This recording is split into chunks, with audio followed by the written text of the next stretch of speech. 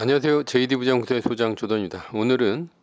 오늘 CPI만 잘 나오면 에브리싱 랠리라는 주제로 말씀드리도록 하겠습니다. 2024년 2월 13일 화요일 시작입니다.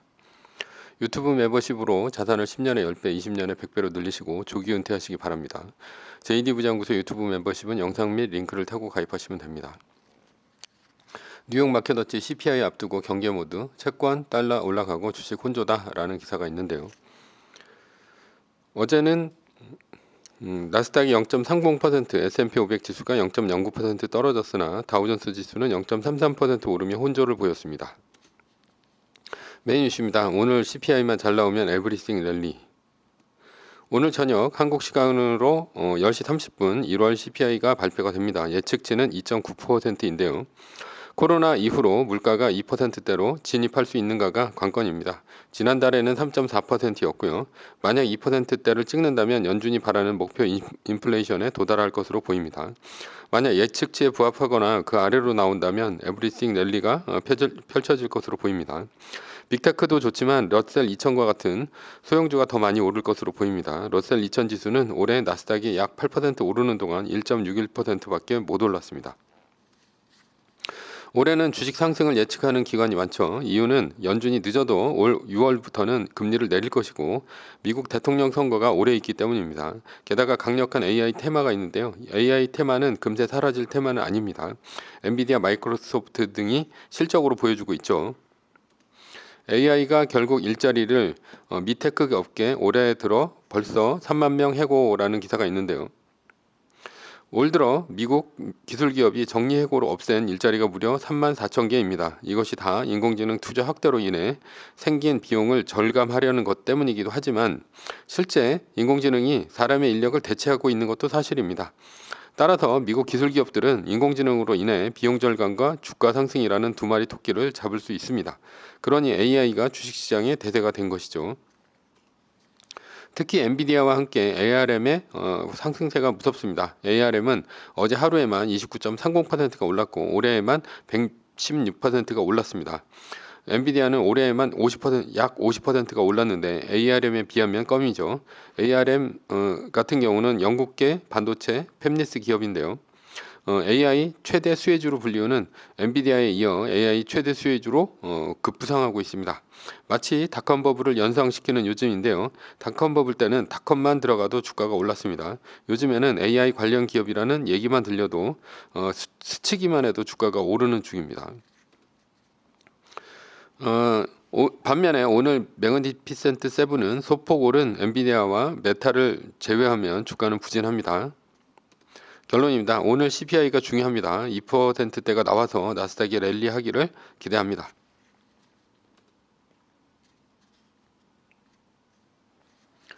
서브이시입니다. 4,200만 원 연봉의 월급쟁이가 30대 은퇴하는 신박한 방법.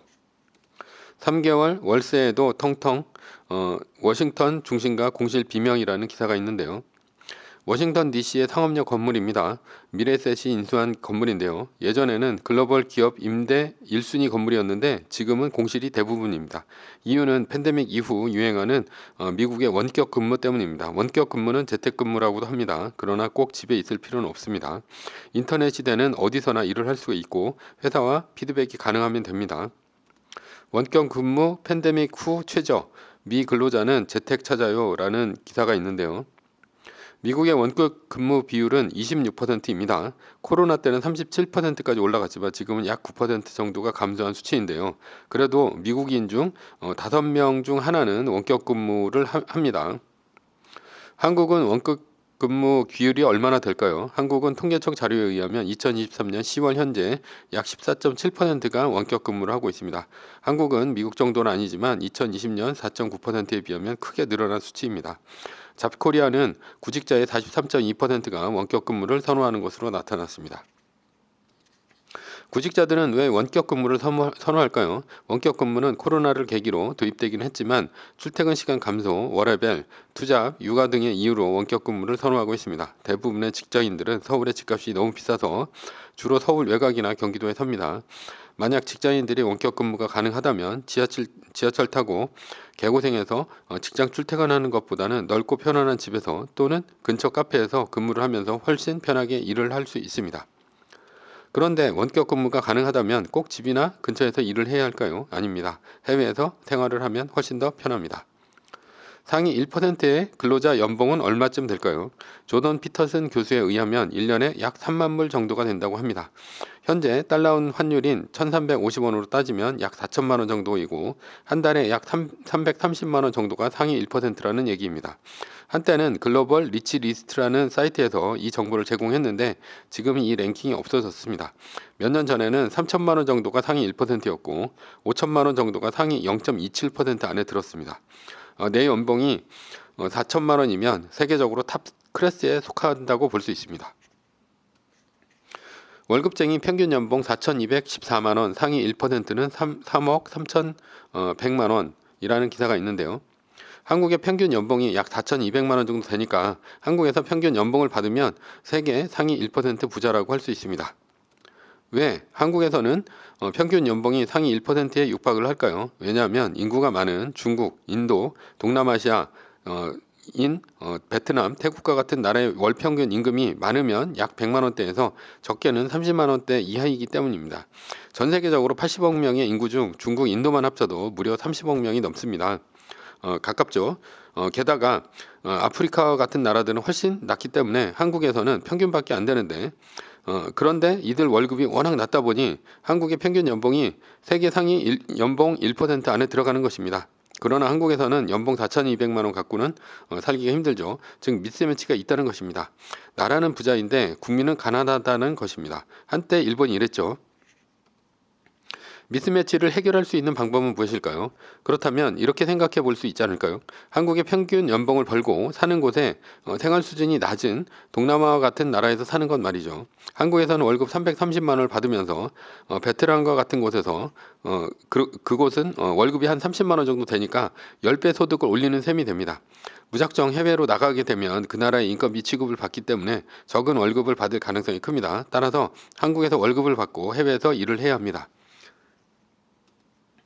가장 쉬운 방법은 무엇일까요? 첫 번째는 주재원입니다. 한국 회사에 취직을 해서 해외의 주재원으로 나가는 것이 가장 쉽습니다. 2000년대 초반에 회사를 다닐 때 중국에 갈 일이 있었는데요. 그때 삼성 계열사와 협업을 할 일이 있어서 갔는데 주재원의 한국의 월급으로는 거기서는 왕처럼 살았습니다. 당시 과장이 하나 있었는데 처음에는 아내분이 중국에는 안 오려고 했다고 합니다. 그러나 넓은 집에 운전사, 유모, 가정부 이렇게 3명을 쓰고도 생활이 되니 오히려 남편이 한국으로 돌아가는데 자신은 아이들과 함께 중국에 남겠다고 했다고 합니다. 주재원이 아니라면 어떤 방법이 있을까요? 두 번째는 디지털 노마드입니다. 디지털 노마드는 디지털과 이제 유목민인 노마드가 합성한 신조어인데요. 인터넷 접속을 전제로 한 디지털 기기를 이용해서 공간의 제약을 받지 않고 재택 원격 근무를 하면서 자유롭게 생활하는 사람, 이런 사람 얘기를 합니다. 베트남과 같은 생활비가 싼 해외에서 원격 근무를 하면 한국에서 같은 월급으로 사는 것보다 훨씬 여유롭게 살 수 있지 않을까요? 평균 월급 30만 원에서 100만 원대인 나라들이 무지하게 많습니다. 동남아 국가로는 네팔, 미얀마, 베트남, 태국, 라오스, 캄보디아, 인도네시아, 말레이시아 등등이 있고요. 중앙아시아 국가로는 우즈베키스탄, 투르키스탄, 키르기스탄, 조지아, 아르메니아 등등이 있고 남미에는 볼리비아, 페루, 브라질, 파라과이, 베네수엘라, 콜롬비아, 아르헨티나 등등 평균 소득이 낮기는 마찬가지죠.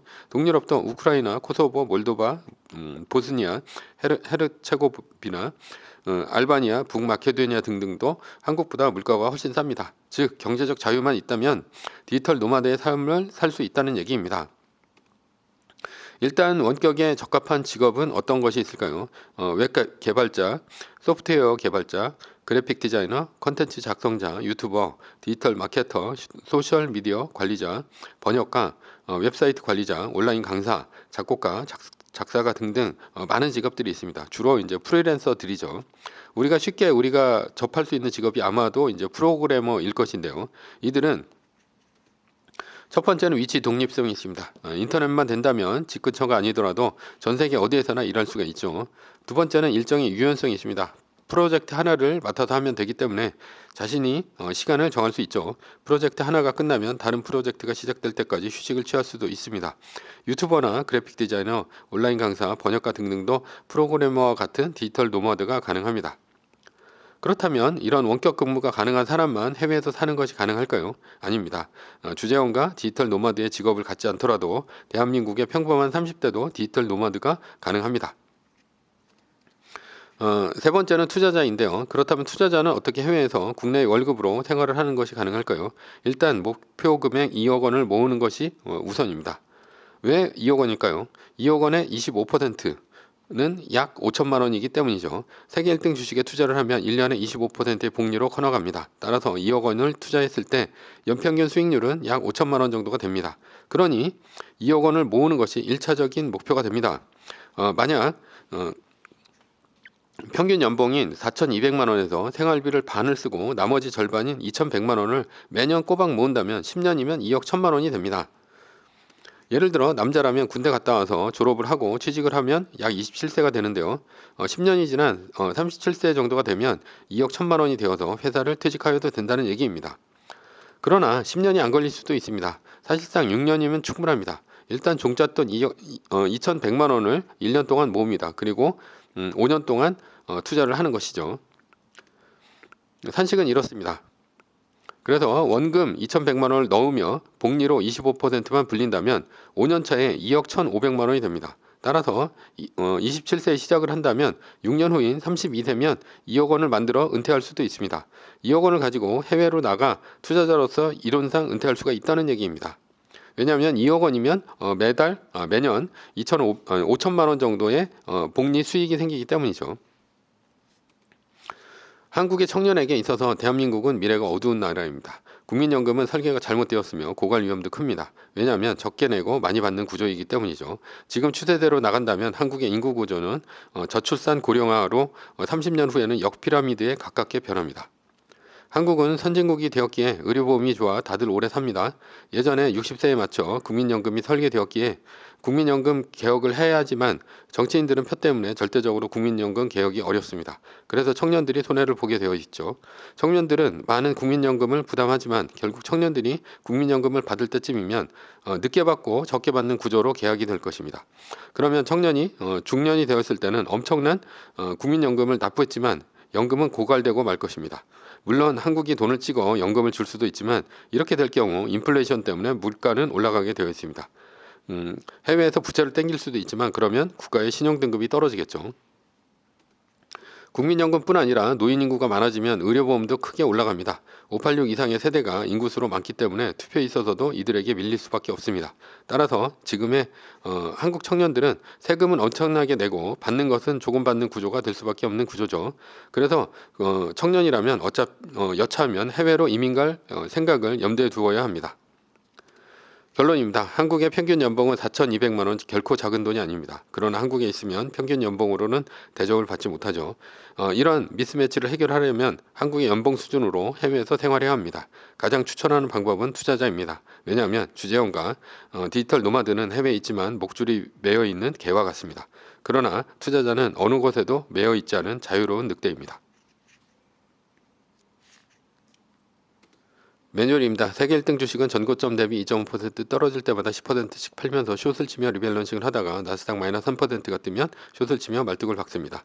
그러다 반등이 시작되면 V자 반등 리밸런싱을 하면 됩니다. 자세한 내용은 JD부장구석 인강 사이트에서 강의를 들으시거나 동영상 밑에 리밸런싱 말뚝박기 댓글 링크를 참조하시기 바랍니다. 전제는 세계 1등 주식은 우상향 합니다. 매뉴얼을 지키며 세계 1등에 투자하면 매년 25%의 복리로 10년간 10배, 20년간 100배로 재산을 불릴 수도 있습니다. 위의 상황은 매뉴얼일 뿐입니다. 따를 사람은 따르고 참고할 사람은 참고하시면 됩니다. 주식을 사고 파는 것에 대한 모든 책임과 이득은 본인에게 있습니다. 매뉴얼을 지키려면 머리를 쓰지 말고 머리를 쓰려면 매뉴얼을 지키지 맙시다. 오늘 CPI만 잘 나오면 에브리싱 랠리라는 주제로 말씀드렸고요. 지금까지 JD부장구서의 소장 조던이었습니다. 지금까지 들어주셔서 감사합니다.